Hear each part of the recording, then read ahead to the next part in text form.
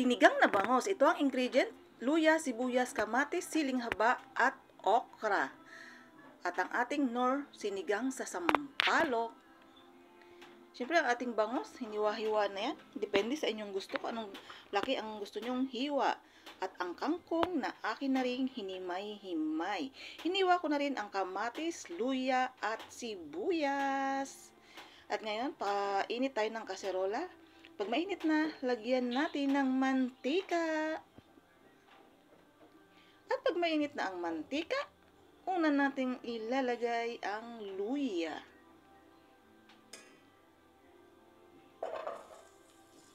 Hintayin lang natin mag golden brown si luya.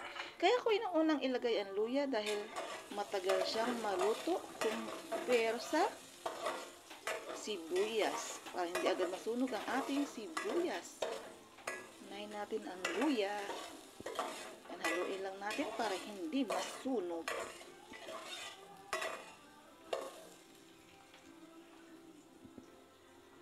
Ang luya ay nakakabawas o nakakalis ng lansa ng ating bangos. Kaya nilalagyan ko siya ng luya.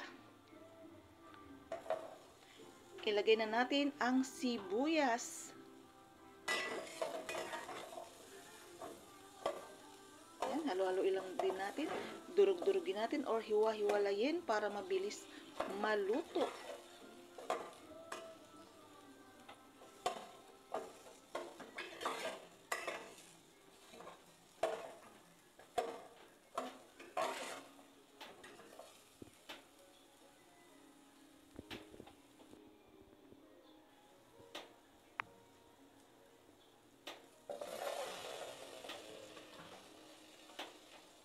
Lagyan na rin natin ang kamatis. Ganun din sa ginawa natin sa sibuyas. Durug-durugin lang din natin para mabilis maluto.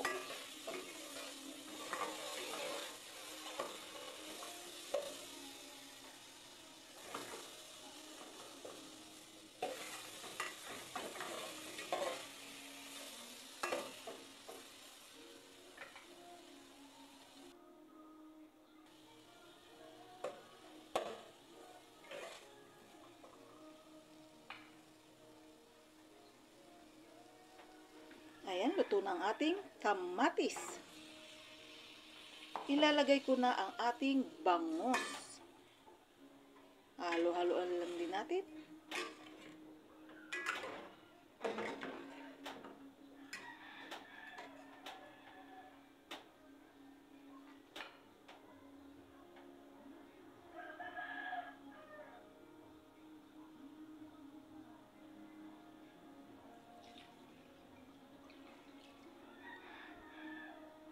Ayan, lalagyan ko na ng tubig. Depende po sa inyo kung gaanong tubig ang gusto nyo. Kung gusto nyo maraming sabaw at mahilig kayo sa sabaw, dagdagan nyo pa po ng tubig. Ako ay 2 puno lang po dito sa Tupperware na to. Ayan. Tama lang po ang aming sabaw sa bangos. Ayan, takpan natin at hintayin nating kumulo ang ating sabaw. Ayan, nakulo na ang ating sabaw ng bangos. Dadagdag na natin ang nor sa sampalok. Ayan, ang ating magpapaasim sa ating sinigang. Ito ang magpapaasim kiligin. Halo-haloin lang natin. Ingat lang po sa paghalo para po hindi madurog ang ating isda.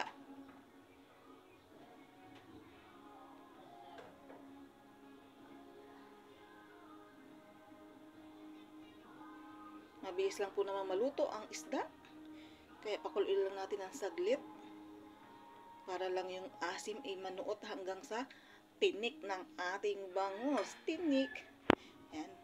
Haluin lang natin ng kunti. Tikman muna kung okay na ang timpla. Ouch! Nalimutan ko. Hindi ko pa pala nalagyan ng asin ang sabang. Yan. Malilimutin na ang inyong Mami Jenny.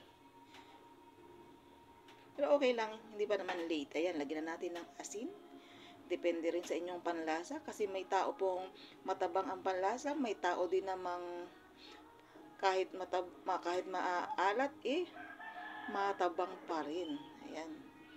Kaya lagi pong titikman ang ating niluluto.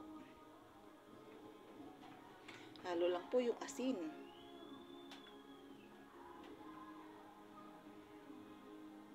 Pag alam naman natin na ihalo ng asin or natunaw na, pwede na uli nating tikman.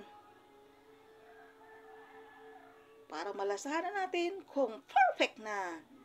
At ayan, perfect na perfect. Tamang-tama na yung asim at alat ng ating sinigang.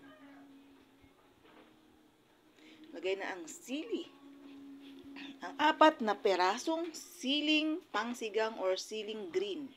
Meron man siling haba, iba-iba ng tawag.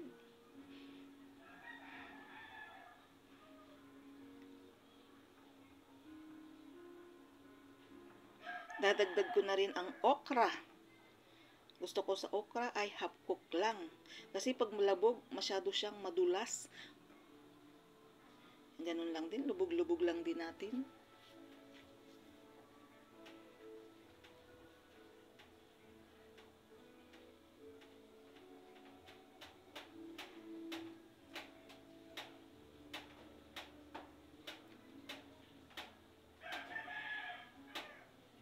Ngayon, idadagdag ko na ang kangkong. Kangkong, ako'y tinanong. Tensya na sa boses ko. Ayan, napakanta tuloy ako ng kangkong. Ayan, ang dami ng kangkong. Ganun lang din, lubog-lubog lang din natin. Para malagyan ng asim or ng lasa ang ating gulay hanggang ibabaw.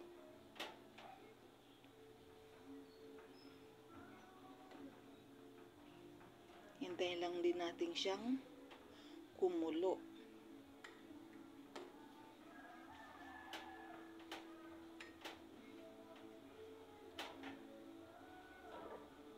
Isang malaking Norse pangsigang ang aking inilalagay. Kasi ang gusto ko ay asim, kiligin. Gusto ko talaga yung maasim sa sinigang.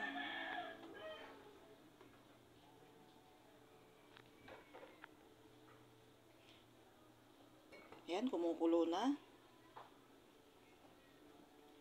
Pag kumulo na, akin na siyang tatakpan at papatayin ang apoy. Maluluto na siya dyan para hindi malabog ang ating gulay. At ayan, luto ng ating sinigang na bangus. Kung nagustuhan nyo ang aking video, paki-subscribe, like, and share na lang po. Marami pong salamat sa panonood. Bye-bye!